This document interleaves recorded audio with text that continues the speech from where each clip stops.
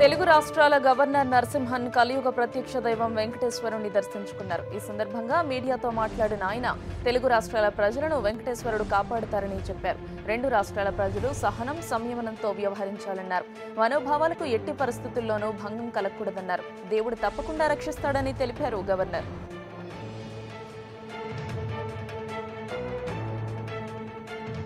అనేది మా భాగవతంలో ఏంటంటే 3 విధమైన యోగులు: జ్ఞానయోగ, భక్తి యోగ, కర్మయోగ. దాంట్లో ముఖ్యమైన కర్మయోగ. కర్మయోగ ఆమె చెప్పింది ఏంటంటే కర్మణ్యే వాదికే రస్తు మా ఫలేషు. అంటే పని చేసేది ఒక్కటే నీ అధికారం, దాని ఫలం పోగేది నీ అధికారం లేదు. అదే వస్తుంది. తర్వాత భగవాన్ ఏం చెప్పాడంటే సర్వధర్మానాం పరిత్యజ్య మాం ఏకం శరణం వ్రజ. అంటే నా శరణం వచ్చి నువ్వు శరణాగతి చేస్తే నేను చూసుకుంటానని చెప్పాడు. అదే ఈ వెంకటేశ్వరుడు ఈరోజు నాకు చెప్పాడు.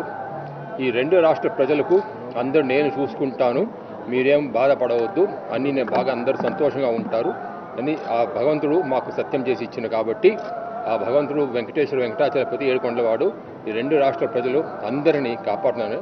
My only appeal to the people and to everybody in the 2 states is please maintain patience and restraint. God will come to our rescue. Restraint and peace should be your watchword, and emotions should not overtake us at all.